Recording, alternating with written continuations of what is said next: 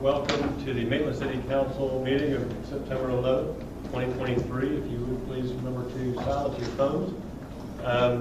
And we'll begin today's meeting with a moment of silence. I think it would also behoove us to remember those who lost their lives September 11th, 22 years ago, on that tragic day, and how it's changed all our lives. So please join me in a moment of silence.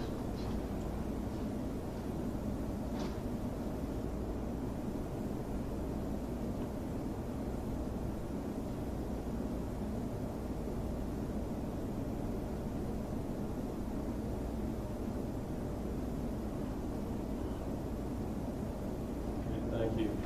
And now, if you please join me with the Pledge of Allegiance. I pledge allegiance to the flag of the United States of America and to the republic for which it stands, one nation, under God, indivisible, with liberty and justice for all.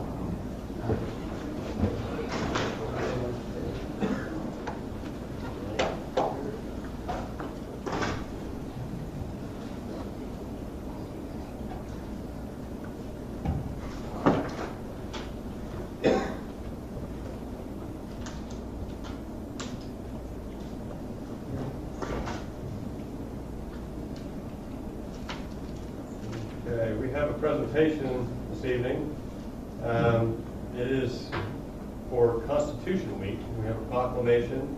The Daughters of the American Revolution are here with us this evening in chambers. Thank you for the Mary Virginia Cabell chapter of Maitland's Daughters of the American Revolution. Katie Campbell, Linda Rinker, May McGee, Madelda Thompson, and Nancy Miles. And I will read the proclamation, and if one of you all would like to say a few words about your chapter and join me at the podium, I appreciate it. Yes, you can join me.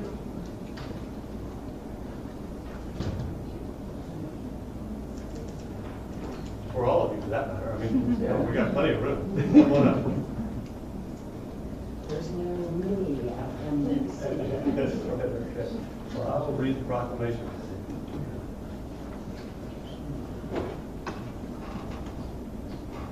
Whereas it is a privilege and duty of the American people to commemorate the 236th anniversary of the drafting of the Constitution, which is the supreme law of the United States of America, with appropriate ceremonies and activities. And whereas this celebration of the Constitution was started by the Daughters of the American Revolution. In 1955, the DAR petitioned Congress to set aside September 17th to the 23rd annually to be dedicated to the observance of Constitution Week. This resolution was later adopted by the U.S. Congress and signed into public law on August 2nd, 1956 by President Dwight D. Eisenhower. And whereas Public Law 915 guarantees the issuing of a proclamation each year by the President of the United States designating September 17th to the 23rd as Constitution Week, and whereas it is fitting and proper to accord official recognition to this magnificent document and its memorable anniversary, and to the patriotic celebrations which will commemorate it. Now, therefore, be it proclaimed that we, the City Council of Maitland, Florida, proudly express our respect to the Constitution of the United States and do hereby proclaim the week of September 17th through September 23rd, 2023 as Constitution Week.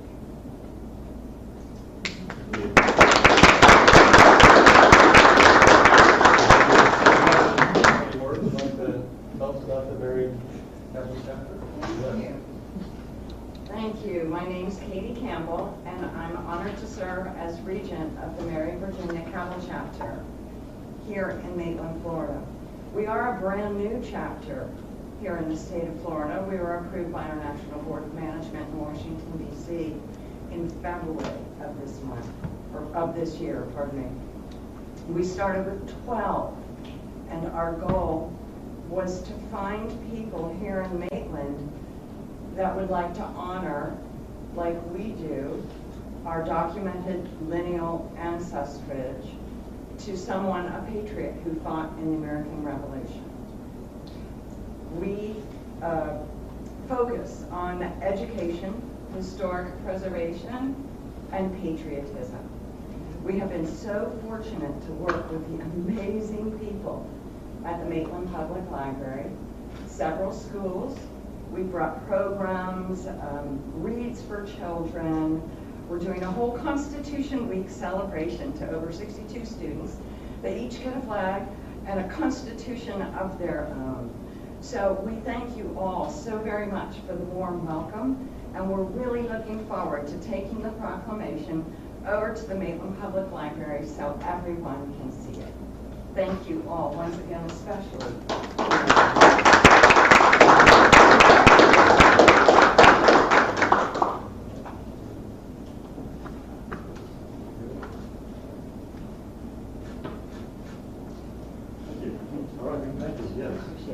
Thank you so much.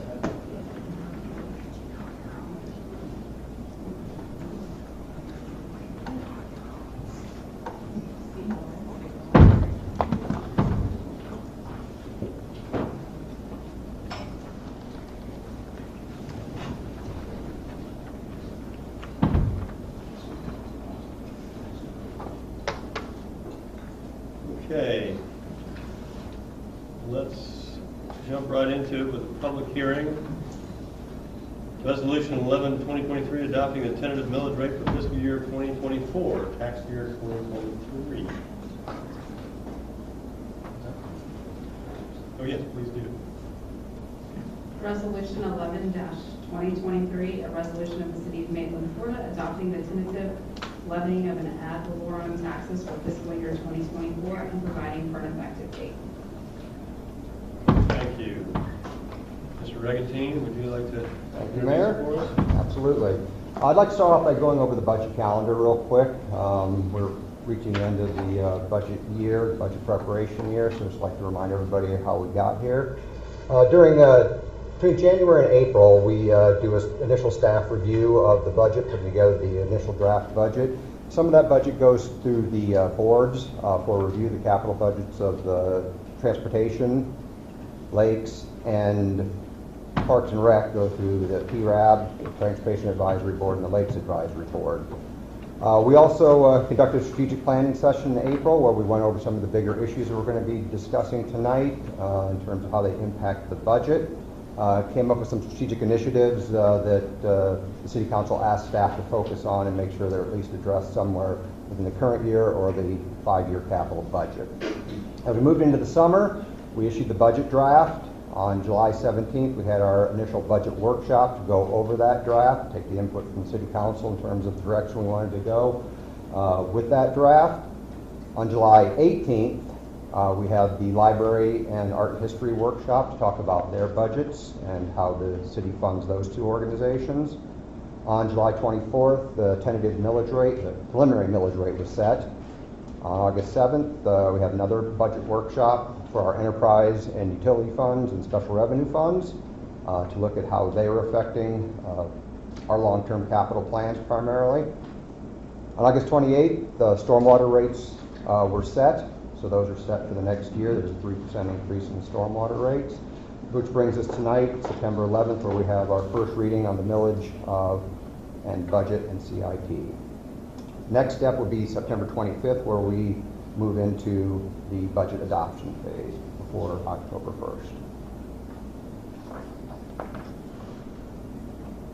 1st. This is sort of a snapshot of our current year budget and historical trends we have in our revenue sources for the general fund. This year, the proposed millage rate of 4.9464. We're projecting a little over a $35 million general fund budget. This is broken down by several revenue sources in addition to ad valorem, so I'd like to go over those real quickly here. First, we have our other taxes and user fees, which includes our utility taxes, gas taxes, communication service tax, which all come from the state, our business tax receipts. Right now, the state is projecting that gas tax is decreasing, so you see the number in the last column there. That's not increasing at a rate that we have seen in the past, so we're projecting a little bit less in terms of gas tax. Under licenses and permits, this includes building permits, franchise fees, special assessments like Greenwood Garden special assessment. Intergovernmental funds, these are federal and state grants, state revenue sharing, and the half-cent sales tax.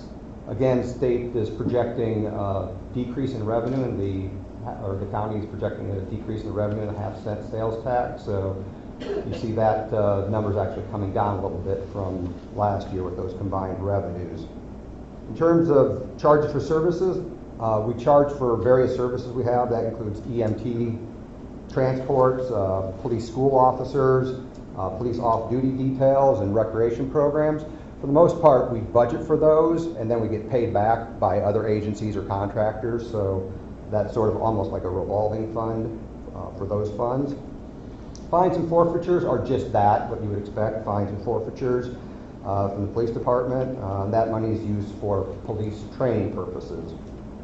In terms of miscellaneous funds, this is investment income, interfund transfers, utility and lakes funds, transfers funds to the general fund for administrative charges such as the IT that the administration provides for them, payroll, personnel services, administrative services. Since they act as an enterprise, they pay their own way for those services. Finally, in this budget, you have the repayment of the CRA in the lower right-hand corner. The general fund lent the CRA $15 million several years ago, and over the years the CRA has been paying that back. This year they're paying back a little over $2.6 million to the general fund. This is non-recurring revenue, so we treat it as sort of capital revenue. We don't use it for the operating budget. We use it as money that we use for capital projects as we move forward. And I'll get to that in just a second, how that money is being designated this year. The additional millage rate will add an additional $3 million to the general fund. This is the combination of 6% increase in property taxes that have generated about $900,000, and the additional revenue generated from the millage rate is approximately $2 million. As we've talked about individually, we have realized some savings primarily from our insurance rates, which could bring this down a little bit. And I'll go into that in just a second. In terms of how the money is being allocated, the biggest chunk of the money is the class and comp study that we're going to be implementing in 2024. As we've discussed over the last year and a half, our salaries have lagged behind our competitors. What that resulted in was a high rate of turnover over the last 2 years.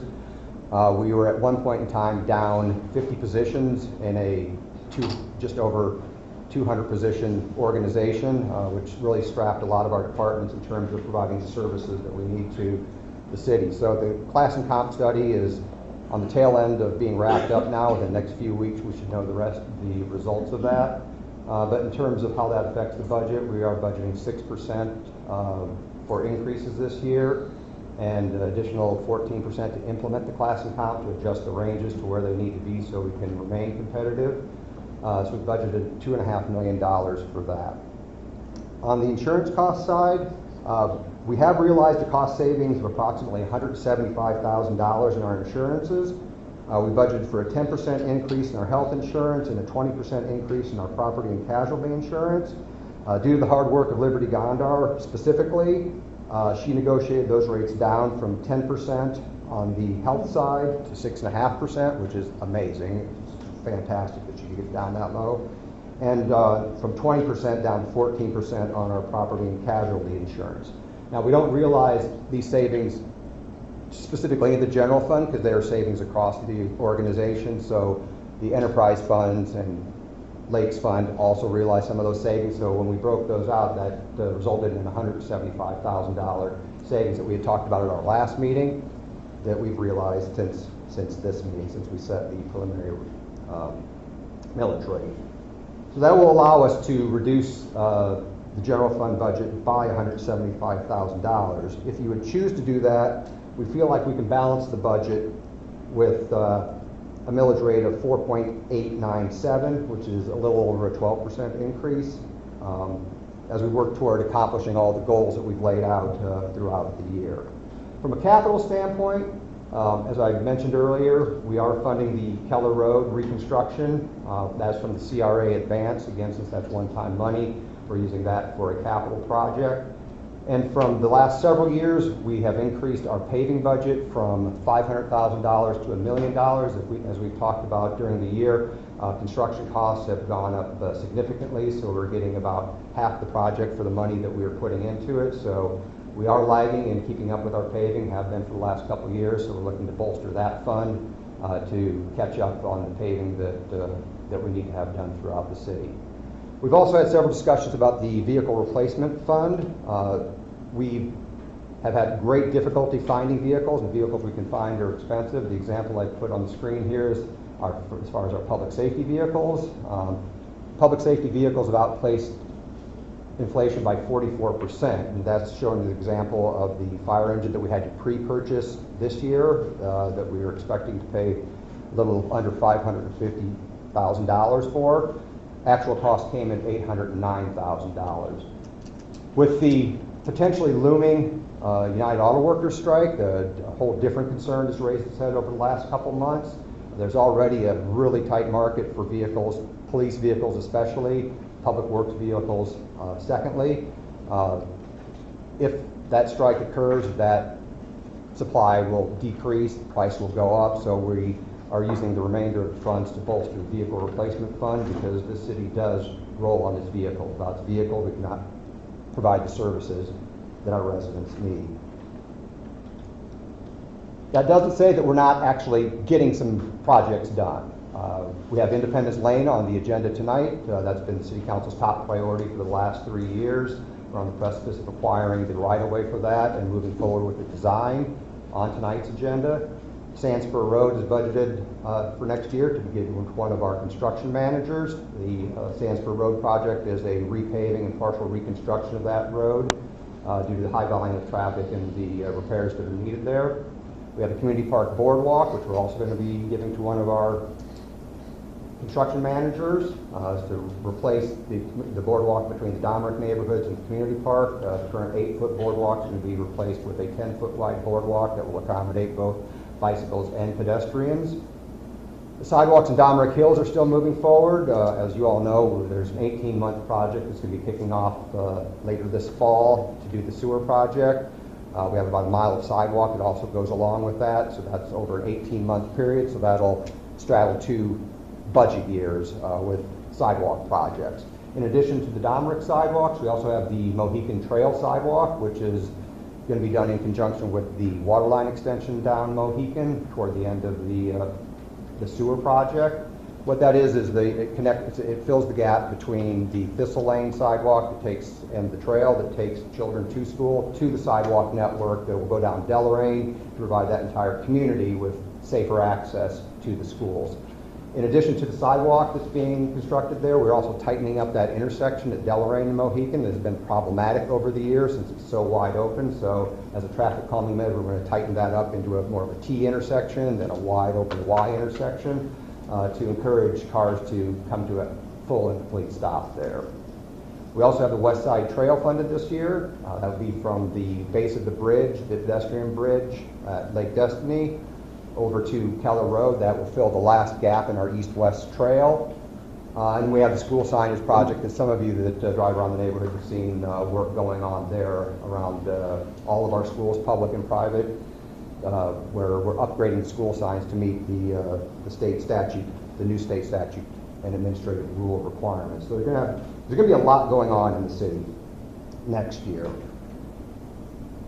Now to show what the potential effects are of the 4.9464 mills, each mill generates $3.54 million to the general fund and $431,000 to our community redevelopment agency.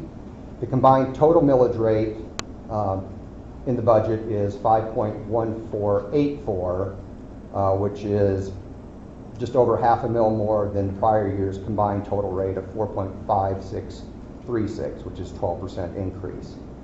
At the 4.9464 mills, a home with taxable value of $500,000, which would be a value of $550,000 with homestead exemptions, will pay approximately $2,575 in operating and debt millage, because remember, we have a debt millage out there too that went to pay for a number of structures in the city. That's been reduced from last year's 2.185 to 2.020 this year. So compared to last year's rate of 4.3453, this year's proposed 4.9464 amounts to an additional $300.55 per year for that $500,000 house, or $5.78 per week. Now, as I said, we have realized some savings due to our insurance costs that will allow us to consider a millage rate of 4.8970. That shows that $175,000 savings. Again, each mill still generates the same amount. The numbers have changed just a little bit here. So the combined millage rate used in the budget is 5.099 for the 4.8970 mills, which is, again, a little over half a mil more than the prior year's combined total budget of 4.5633, which is the 11.7% increase. At the 4.897 mills, again, that same home with a taxable value of $500,000 would pay $2,550 in operating and debt millage. That's the total tax bill. Compared to last year's tax rate, this proposed amount of 4.8970 would amount to $275.85 a year, or $5.30 per day. So the question for tonight, there's a series of motions that need to be made, but the first decision that needs to be made is to set what the tentative millage rate is going to be. So at either millage rate, at the 4.9464 or the 4.8970, we can balance the budget. We can make it work. So the question I have for the City Council is, where would you like to go with this, and how would you like to address this in terms of the millage rate, or if you have any questions on this before, because I'm really to the end, we're really to the motions now. So if you have any questions, I'd be happy to answer them. Okay, does anybody have any questions of Mark? Thank you, Mark. You're welcome. Any questions, Mark? I think it's great. I appreciate Liberty's hard work in finding us $175,000 in savings, which would bring it down to the 4.8970 mills, and we just absorb that and roll it right into savings. So I think that's a positive direction. And this is, again, the tentative millage rate, so we still have some more work to do and some time to finalize this. Anybody have any? Yeah, I got one question. So if we decided to stay with the 4.9464, I know in our discussions we talked, there is much need for, we could use with that $174,000 being from vehicle replacement to repaving roads to police and fire pension, which, I mean, we can either put it in now or later.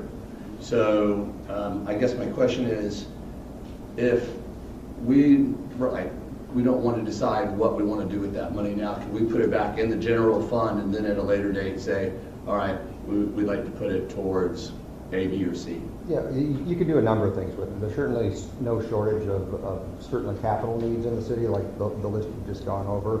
AC repairs, with 3 of our 4 main buildings have AC issues that we need to address, that we're budgeting for over the years, but all it takes is for one of those systems to go down to need funding for that, or we can put it in reserve for gap funding for projects that are coming in, because we have seen increased costs in construction, obviously, over the last 3 years. So, yeah, there's a number of ways that money could be allocated if you chose to go with the 4.9464. And I think that, the mayor made a good point here, is that this is setting the tentative millage rate. So the millage rate you set tonight, you can't go over. You can come lower on it, but you can't go any higher than that. So that would be your decision point at the 25th. Thank you. You're welcome. Okay, anybody else? All right.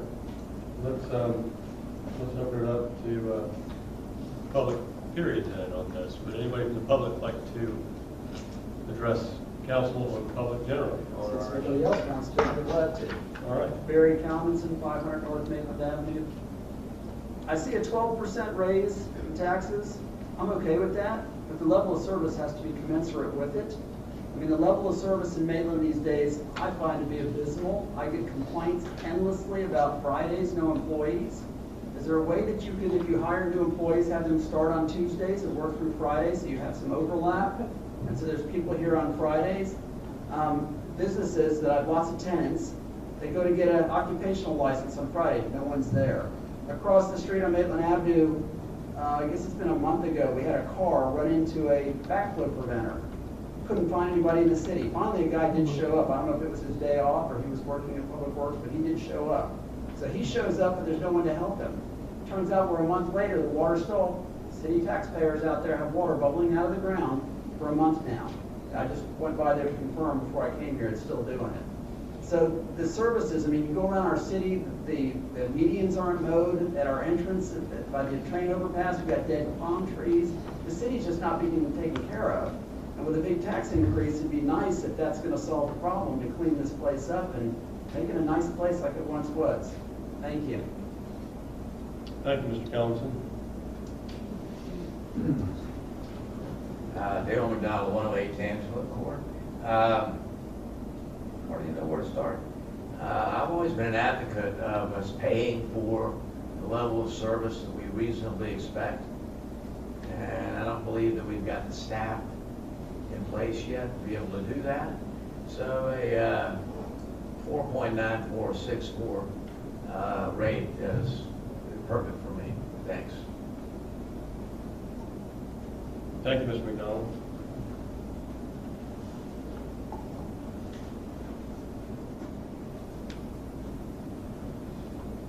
The county has found a way to increase the taxes on our homes without increasing the millage.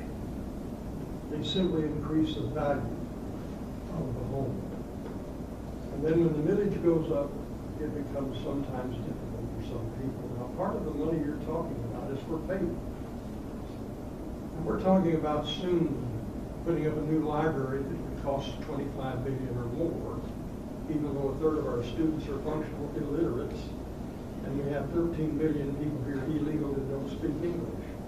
And the telephone does basically what the libraries used to do, and even better. But at the end of the alleyway from Packwood to Bedford that goes by at the old post office, there are potholes so big and so deep that I ran into one last week and my ears popped from the change of altitude. I found a German U-boat at the bottom of it. Now, I said this same thing about 4 years ago, and within 2 weeks, the city paved it and filled it.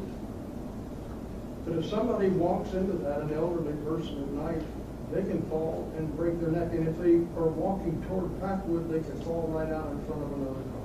How many of you have seen those holes that I'm talking about? Please, drive through them. They're horrible, and they've been there for months, over a year. I hope you'll fill them. Now I'm going to ask you to do this. If you're unwilling to fill them in, would you give me permission to do so?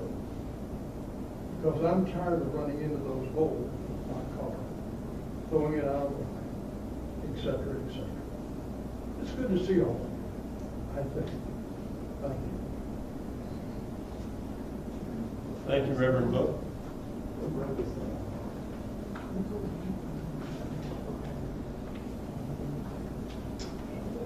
Good evening. My name's Brad Yeat. I'm at 411 Manor Road, and I'm at Kindred Optics Maitland Vision. I've lived in the city about 6 years now. I think this bill goes up every year, although I am impressed that every single line item except for Maitland has managed to hold the line. And I live on a postage stamp quarter-acre lot, and I pay $13,000 a year in taxes. My electric bill has almost doubled. My water bill has almost doubled. My auto insurance has gone up 20% for no good reason. It just continues to snowball. So I think at some point, like the rest of the world, we need to figure out how to tighten our belts a little bit. Because again, the only item I see going up on here is the city of Maitland. So I appreciate that consideration. Okay, thank you, Mr. Gee.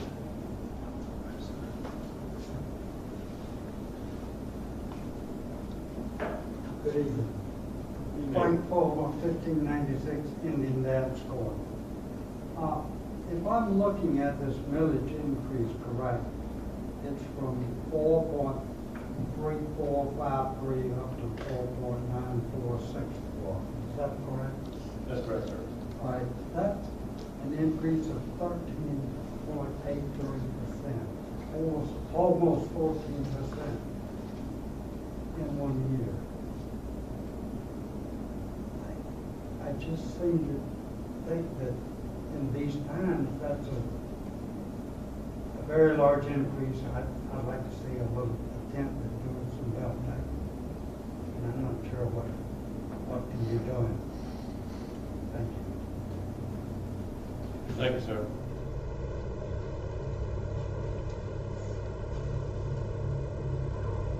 Anybody else like to have a moment at the podium tonight? Seeing none, let's close the public period and bring it back up to council for discussion and a motion. I just wanted to address a little bit some of the things that have been said, because I always like it when we have more of an audience than normal. So some of these things we've said a lot of times up here, but maybe not everyone here has heard. And I think that there's two primary reasons for the increase from my perspective. One is that we haven't increased year by year on a little by little basis as other places do, and that's something that is a point of contention up here over the years from what I understand. And so I think that's part of why my perspective has always been that a little at a time is better than all at once every 10 years or whatever it is, but nonetheless that is the position that we're in at this point because we have not raised them in so long.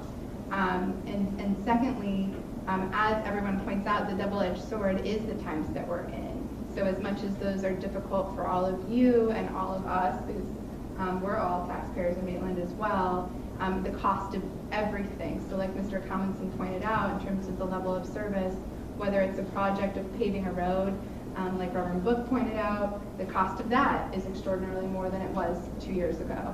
And also to attract and retain employees, which is one of the things that we've talked about so many times that comes up in what each of you are saying. That is an expensive proposition in today's workforce to attract, which is the reason for the 4-day work week, for example, for our non-essential employees. And so those are the reasons, and it is a difficult position it puts us in when everyone is in a difficult time of economics. But that's also the reason for the higher costs and trying to maintain the services to which you're accustomed and want. So we are sensitive to that. I know I have found it useful in our discussions up here when city staff puts together for us what this looks like in terms of real numbers for the average person in Maitland, and we are looking at that and are aware of it. And as I said, each of us, has to pay at least once, and some of the business owners more than once. So, but we do understand that. I just wanted to address it. And I want to support you on what you're saying is that, so this is in our first discussion, this is in our second, this is in our third, we've discussed this a lot. And if, in what Lori was saying, in 7 years, we've done one millage, raised it once in 7 years. For 7 years, other than that one, nothing ever changed. You were paying the same rate. And what we were doing was, we were always putting ourselves in the middle. So this city's paying the highest, this city's paying the lowest, and we pay in the middle. And we kept that, and we tightened our belt so much that right now, we're hanging from that belt because the employees are leaving and they're going and get other jobs or they get paid better.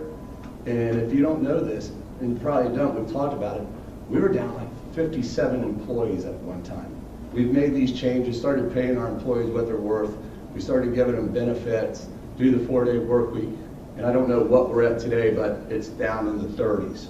So we're healing that and we're healing that. But at the end of the day, if you don't have the money to pay employees, you don't have the money to fix the roads, you don't have the money to pay your police and fire, you're going to get what you're paying for, all right? And that's going to be really bad service, really bad roads, and really bad utilities.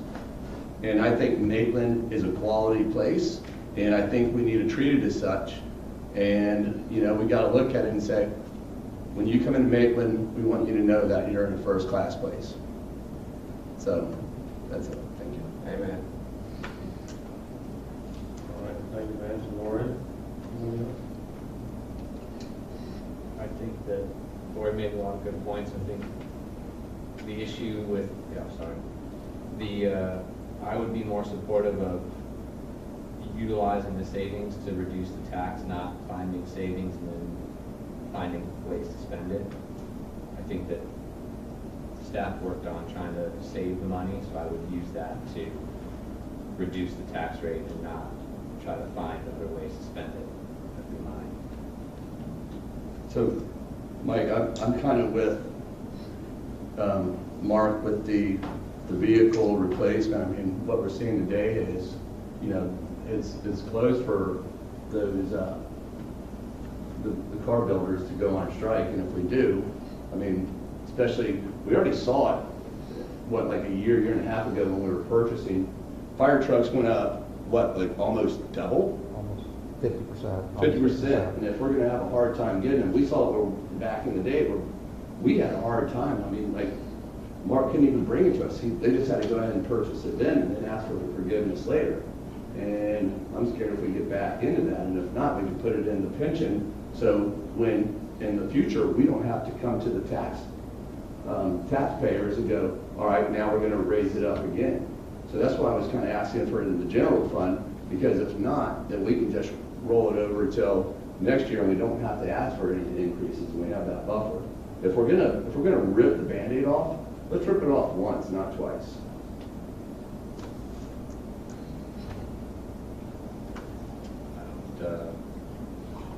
You make good points. I just I don't think you're putting money into a fund that already has money into it.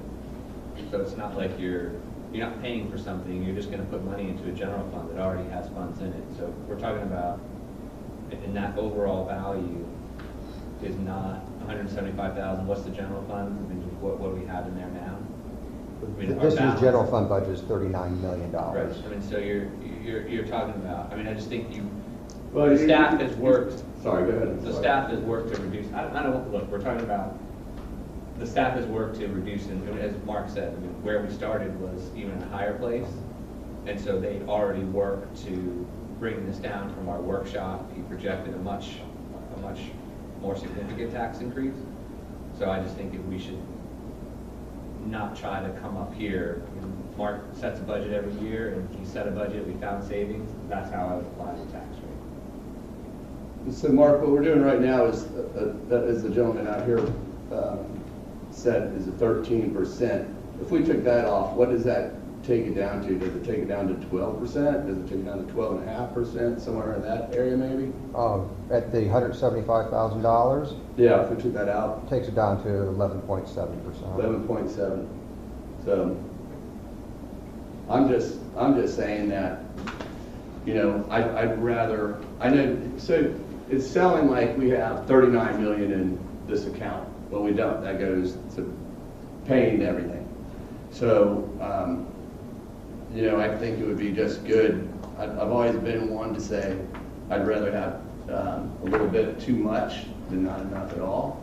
And if we put ourselves in where we can't get police cars or fire trucks, and that goes to, you know, maybe not making that call or getting out a little slower or not having the right items to do the job, I think, you know, that's a concern to me. So that's what I kind of rather say. I'd rather have a little bit too much than. We're taking money out of this fund balance, out of this budget to put into a fund that actually does pay for vehicle replacements. I mean, that's what we're doing. I mean, that's what you do. A part of this budget puts money into a fund that pays for vehicle replacement. So you're just saying, I just don't, it's hard without Mark, this is just uncharted, this is different territory for me where we're trying to find places to spend money instead of usually in these meetings we're trying to find the savings to try to reduce the potential tax. I don't think that we're ever trying to find places to spend money. I think what the reality of it is that Mark and the other department heads have more projects than money at all times. And what we're giving them is an opportunity to knock one more project off their list if we have a little bit more money to spend on those projects. You know, one of the things that Mark and I went back and did this morning was we looked back to June when we did the budget workshops. And we were looking at the projected projects that were the paving projects, some of the other city projects that we had on that list. And I pulled it up here so that I could talk about it. This was the Capital Improvements Project Program. And some of the projects we had on here are budgeted out from 24, 25, 26, 27, and 2028. So we've got a 5-year plan on some of these projects. And we were talking, for example, about one of the projects, you know, let's talk about something that's within the range of the money the cost savings that we could potentially roll over here is Mechanic Street improvement. So building out Mechanic Street, which is still the only unpaved road left in Maitland and deserves to be paved, so that the residents who live on that street aren't driving over gravel every day.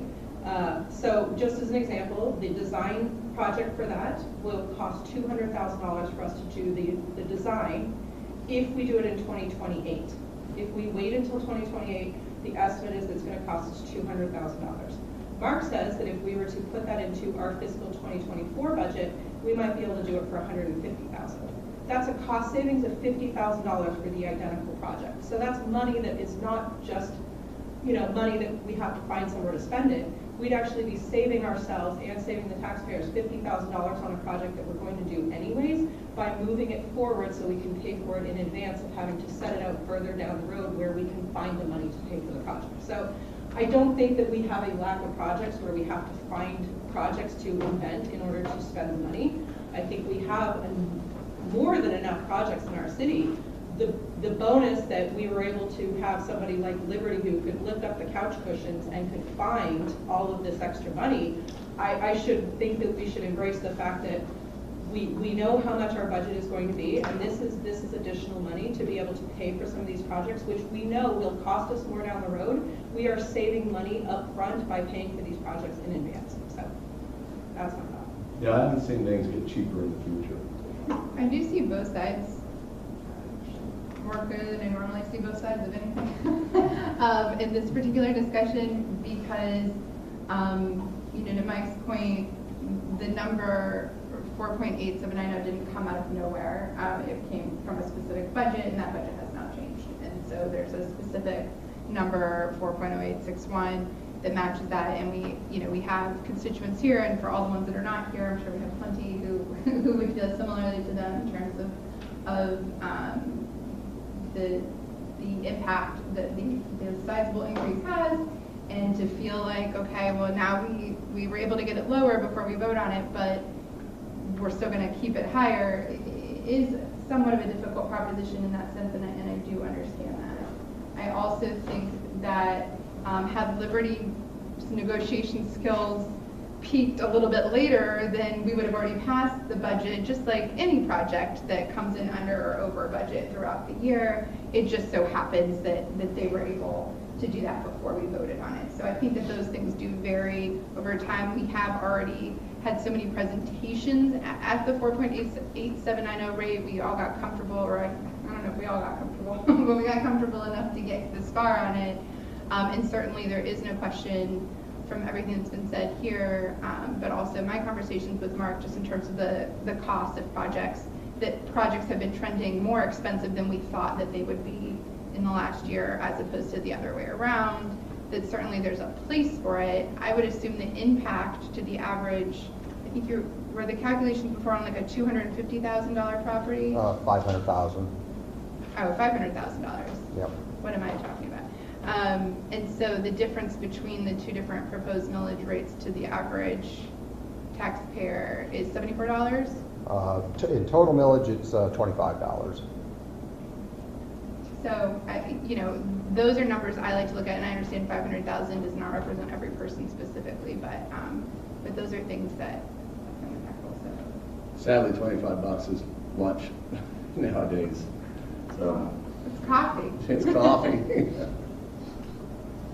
Well, I kind of the view that we have a budget. We had a budget that that staff worked very hard on, we worked very hard on with staff, and set a certain number, and we're setting the tax rate relative to that budget.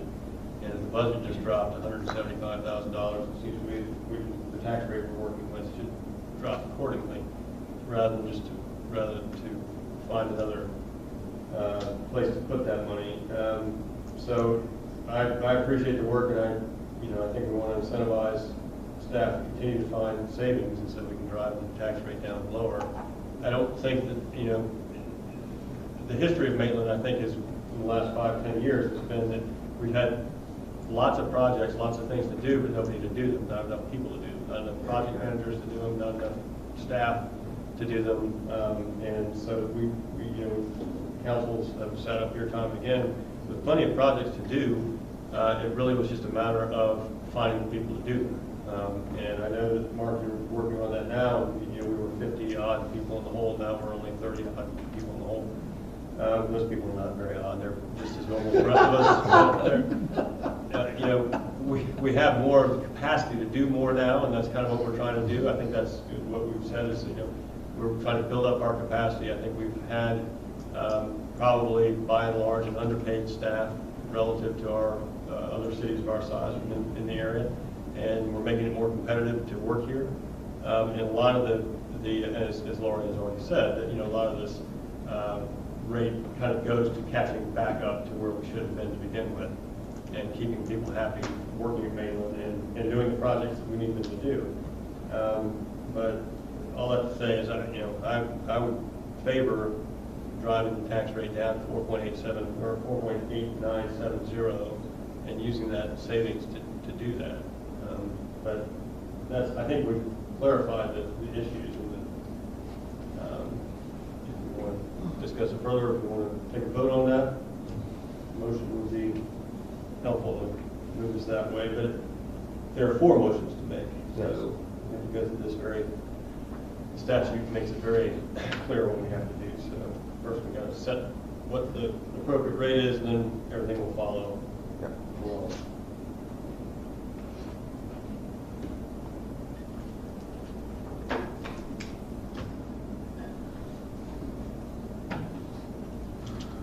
Anybody have a motion? Yeah, I don't have it in front of me, so I didn't bring my laptop today, but I will make a motion on the first part. Thank you. Right. To move to adopt a tentative operating millage for the 2023 tax year as 4.9464, which is a 21% above the rollback rate of 4.0861. Okay, we have a motion. I'll second. And a second. Lori, would you please call the roll? Councilmember Guthrie? Aye. Councilmember Hall Harrison? Aye. Councilmember Wurzel? Aye. Councilmember Wild? Nay. Mayor Lowndes? Nay. Okay. We have the tax rate set. I think everything else follows from that. The next 3 should follow from that. Yes, sir. Anybody like to make a motion on that? Move to adopt the tentative voted debt millage rate for the 2023 tax year as 0.2020 for a combined total of 5.1484 mils. Okay, we have a motion I'll second. and a second. Lori, would you please call the roll? Councilmember Hall Harrison? Aye. Councilmember Wurzel? Aye. Councilmember Wild? Nay. Councilmember Guthrie? Aye. Mayor Lowndes? Nay. Okay, we're making progress here. Halfway there. I'll make a motion, move to adopt the tentative budget for the general fund in the amount of $39,377,000. Second. We have a motion and a second. Lori, would you call the roll, please? Councilmember Wurzel? Aye. Councilmember Wild? Nay. Councilmember Guthrie? Aye. Councilmember Hall Harrison? Aye. Councilmember Mayor Lowndes? Nay. Now, you know that other one, right? Councilman, Mayor said nay. I would move to announce the final resolution to adopt, or wait, is that a motion? Is it just an announcement? The mayor should just announce that. Okay, I will make the announcement of the final resolution to adopt will be on September 25th, 2023. So if those who are interested, please come back. That is when we will actually set the millage rate. This is the tentative millage rate. So thank you very much.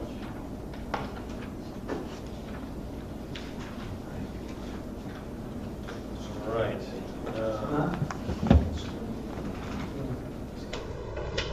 Now we need to recess the council meeting. We're going to change hats here, and we'll be joined by Ms. Teresa Garrett, who is the Orange County representative for the Community Redevelopment Agency, and we are convening as the CRA. And we have a couple things to do as the CRA. One is to approve the minutes of the last meeting, which was March 27th, 2023.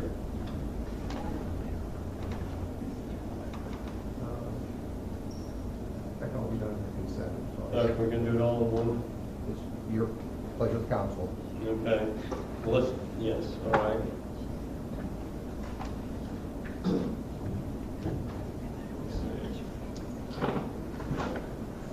Okay. Want to go just to, can I make a motion to skip and go to consent agenda? Yeah. Okay, then, Mr. Mayor, I'd like to request that we skip item 6, move to item 8, and then come back to item 6 at a later time. Wait a second here. Where, you are, I'd like to skip, just exchange positions for number 6, council meeting recess. No, Oh, sorry. We're on the CRA. Sorry, Yeah, about sorry. that. Oh, CRA.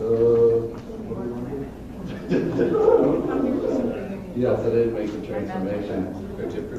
Yeah, let's go ahead. Yeah, I Yeah. had the wrong agenda called up. Sorry, Mayor. yes, all right. So we So did I. have, So we you're all should right. just- my Hey, we're turn. gonna say okay, no. all right. We are now the Community Redevelopment Agency, and we met some 6 months ago, and we had minutes. Is there anybody who would like to discuss those minutes? We just need a motion to Yes, approve. motion. I'll make a motion to approve the minutes from Community Development Agency on March 27th, 2023. Okay. A motion to approve minutes? Second. Motion and a second. Laura, would you please call the roll? Move on with Councilmember Wild as the second. Yes. Councilmember Wurzel, Aye. Councilmember Guthrie, Aye. Councilmember Hall Harrison. Aye. Councilmember Wild. Aye. Member Garrett Aye. and Mayor Lowndes. Aye. Okay, let's open a public period for the CRA. This is a moment when anybody who has anything to address with the CRA can please come up to the podium and hear from them. Seeing none, let's close the public period.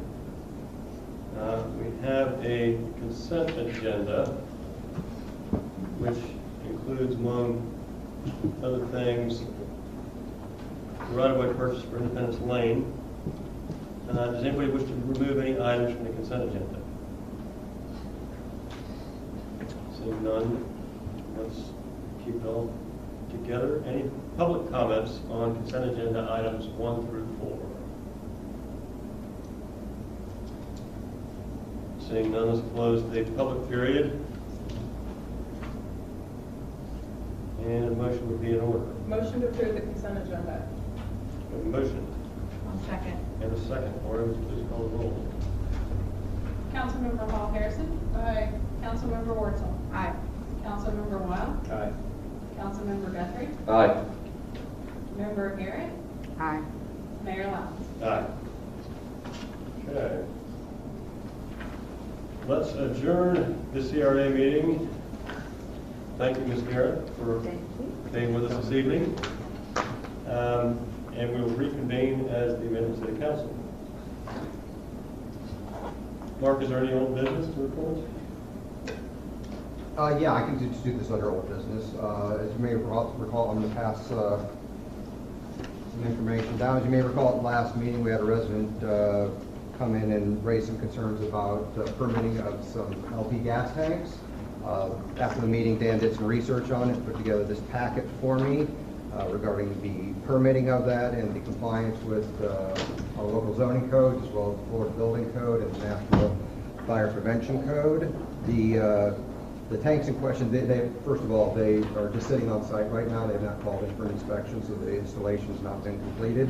But they are, the permit shows that as you get down to it, that they are, the generator and the LP tanks are located 10 feet from the property line, which meets all zoning, National Fire Code, and building code requirements.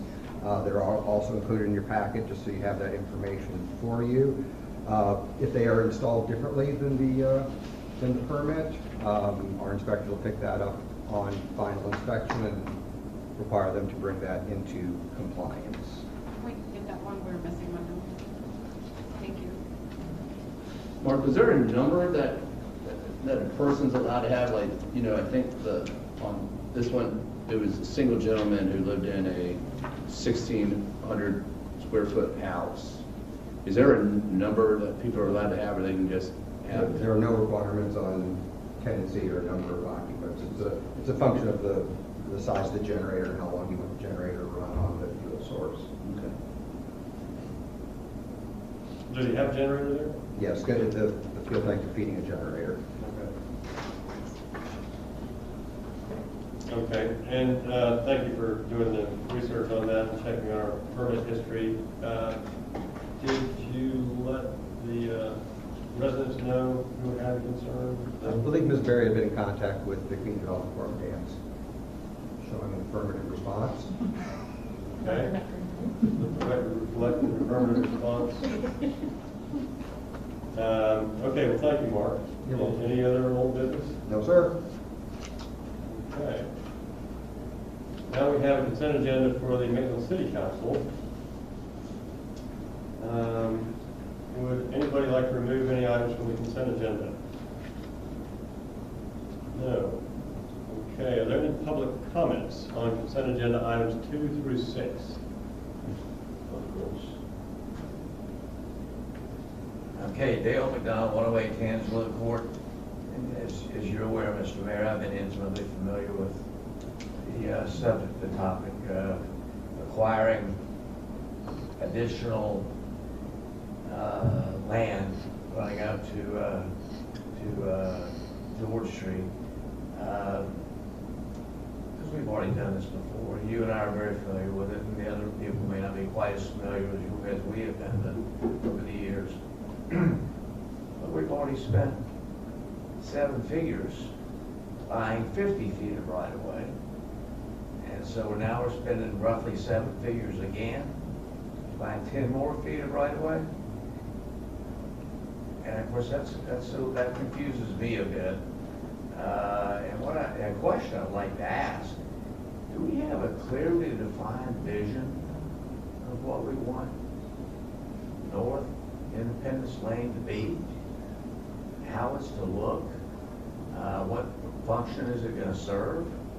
Or are we just going to own dirt? That we haven't designed the street, to my knowledge, and maybe I missed it. But I've been intimately involved with that discussion in one form, as you know.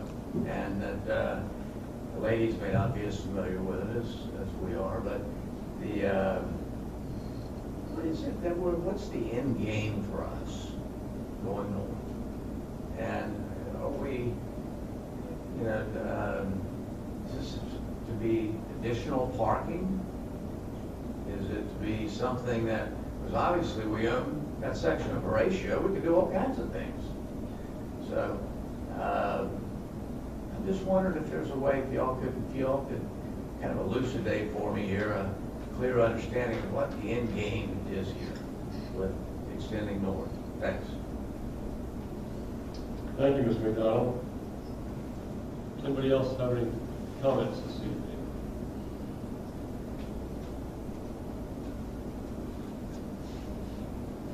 There's an old adage, if you don't learn from history, you're doomed to repeat it. The tragedy of 9/11, of course, had a lot of negative effects and some positive effects. As a minister, my name is John Wood, 230 West Ventures. Our nation went to their knees in prayer and asked God to surround the true heroes of that tragedy, our fire and policemen, with the protective care of His holy angels. That's my prayer this evening, in Jesus' name. As you know, the City Council voted to do away with verbal prayer. I wonder if it was removed because people pray in the name of God. We just celebrated the Constitution. And in the Constitution it says we're endowed by our Creator with certain inalienable rights. That means God-given. Life, liberty, and the pursuit of happiness. That's been a blessing to our country as no country in the world. As Jefferson said, it would be impossible to rightly govern the world without God in the Bible. But there are those like Nancy Pelosi, the very mention of God is repulsive and repugnant. She wants to remove in the oath of office, "So help me God." We say on our currency, "In God we trust." Our Pledge of Allegiance, thanks to President Eisenhower, "One nation under God, with liberty and justice for all." And as we mentioned last meeting, God bless America, the favored hymn that has been sung at many occasions. Land that I love. Stand beside her. That's what they were praying when 9/11 took place, maybe some of you are. And guide her with the light from above. From the mountain to the ocean, right with her. God bless America. And yet, that phrase is repulsive and repugnant to some who never made it known when they ran for office. I want to read to you the oath of office that all of you took. This comes from Maitland City Hall. Do solemnly swear that I will support, protect, defend the Constitution and the government of the United States and of the state of Florida, that I am duly qualified to hold office under the Constitution of the state, and I will well and faithfully perform the duties of the office of mayor or city council on which I am now about to enter. So help me God. I'm going to ask you simultaneously if you're opposed to that "so help me God" and want it removed from this oath of office, then make it public by raising your hand right now.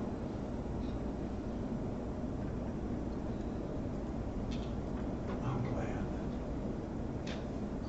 Father in heaven, we ask your continued protective care of our nation. It's in the most vulnerable position it has been in its history. Father, we ask that you get a guiding hand on making the laws that we all will be governed by. For King David said, "Except the Lord build a house, they labor in vain to build it." In Jesus' name. Thank you, Reverend Cook. Anybody else have any comments on this consent agenda item? Seeing none, let's close the public period. And any comments on that? I would say that part of the consent agenda is partially answered if Mr. McDonald knows that there is a design contract also included in the consent agenda on this item. Design contract for the road, for the right of ways that we're purchasing. It's part of the same agenda item, so we will be moving to design the road. The standards, I guess, are what we've said for the land development code. All right. Does anybody have a motion? move to approve the consent agenda. Have a motion? Can I have a second? Have a second? Lori, would you call the roll? Councilmember Guthrie? Aye. Councilmember Hall Harrison? Aye. Councilmember Wurzel? Aye. Councilmember Wild? Aye. Mayor Mas? Aye. All right. Now we have a general public period, not pertaining to the consent agenda item necessarily. Does anybody have anything on that? This is what I actually came here for tonight, not to talk about the budget, which hopefully we increase the level of service in our city. Barry Kellums? Barry Townsend, 500 North Maitland Avenue. Anyway, Lake Maitland is a disaster. Saturday night, Dog Island had what I think the kids called raves. They started about 8 o'clock at night, with music going until after 8 a.m. on Sunday morning that you could hear. And I don't know how many of you live in Domrick, but you could probably hear it in Domrick, around this entire city of Maitland and Winter Park, all around it. And it went on and on and on. So I tried to figure out what was going on. They were racing at 2 o'clock, 3 o'clock, 4 o'clock in the morning. Sea-Doo's out there, no lights. It's illegal to have a Sea-Doo on the lake at night. So I went to the Maitland boat ramp, 2 o'clock in the morning. The parking lot was full. People spend the night there on that island with their music, as they say. That's what someone told me what a rave is, because I've never been to a rave. But anyway, so you come 8 o'clock, 9 o'clock in the morning the next day when they're coming back, ferrying them from the island on Sea-Doos back to that boat ramp. The parked cars that had been there all night had dew on the glass because they never moved the whole night long. Why can't we have no overnight parking at the boat ramp? This is outside the gates. The gates don't get locked. I've been told for months that they don't get locked because you don't have the staff to lock them. All the other parks in the city, somehow they have the staff to lock them, but not that one. So it's outside the gate where you need to have no overnight parking. And tow the cars, and they won't keep doing this. These people live around here, they don't live in Orange County probably. I don't know if they do or not. They certainly don't live in Maitland or Winter Park, or they wouldn't all be parking at that place and spending their night on our island. Bonfires, burning trees, killing whatever animals happen to live out there, and throwing their trash, as I've complained about before, right into the lake. Endless. So something needs to be done. Thank you. Thank you, Mr. Collins. And I got a reverend back here who said amen. Does anybody else have any comment this evening? Going once, twice, okay, closing the public period. I have a question, and I can't remember this. I remember I was at a Lakes Advisory Board meeting, and they had talked about this problem with the trash and everything. And excuse me, was this ever brought to us yet? Has it been brought to us yet? The LAB did not, chose not to make a recommendation to city council. For extra trash cans or anything? No, that we, administratively, we took care of the stuff. But as far as the prohibition of cans on the lake, they chose not to make a recommendation to city council. Oh, okay, because I thought when I was there, they wanted 2 cans there, and then... Yeah, the city of Winter Park said that they handle that for us. And they said that they saw no need for additional trash cans on the island. Parks and Rec has ordered another trash can for the boat ramp, so that's going to be placed as well as signage. So we'll have one at the ramp? I'll volunteer to take any of you out to that island anytime you want, but make sure you wear boots with steel soles in them, because you'll get glass everywhere. Broken glass, cans, dirt, human waste. It's absolutely disgusting. Mark, is there any issue with the closing of the gates at the? That is a staffing issue. The park closes at 11 o'clock, and we don't have any staff on at 11 o'clock right now. We're short-staffed in parks, and we close the other parks at either dusk or 9 o'clock or 10 o'clock when the community park closes. So that's part of the reason the budget recommendation was in place for the additional park employee. Is that unusually late to close the park? 11? It's for fishermen primarily, yes. It is. It's the latest park we have open. The park is not even the issue, it's outside the gates. What, I can certainly get with the chief and look into that, see where our options are. Yeah, I'm wondering if we can just have somebody from the police department just lock it till we get that position filled. But if I'm an overnight guest, then I just stay until the gates reopen, right? Unless We've the been a cars little check. bit, Yeah. I don't know, I've never been to a rave on that. What's a rave? Okay. No, is this something we should bring back and just kind of chat it up to the discussion? Well, forum? obviously, it sounds like there's been, who does enforcement on the lake? Because obviously, some of the things that are being It's mentioned. shared enforcement. Yeah, What? because I mean, No obviously, enforcement in that September. sounds to be Yeah. the root of that concern. Okay. All right. Well, we can discuss this individually with Mark and figure out, you know, to the extent we're going to pursue that. And then if anybody would like to bring on as a discussion item. Reports. Does anybody have any reports? Let's start with the city attorney. Do not have anything to report. Okay. City manager, anything board report? No, sir. Okay. City clerk? Yes, sir. All right. Any council members have any reports? I think we have that lake cleanup. Yeah, I hope everybody can get out too. When is that? I don't have my phone on, so I don't have the calendar. It's Saturday, the 26th or something? 23rd. Lake Cecilia, Okay. That's the 23rd. 23rd. And 9 a.m. if anybody would like, I'm going to be at Homer Hop, putting my boat in there because there's a lot of trash over there by those inlets. So if anybody wants to bring a paddleboard or a kayak and join me, we usually, if we have 6 people, we can get about 120 pounds of trash out of there in an hour and a half. So please come out.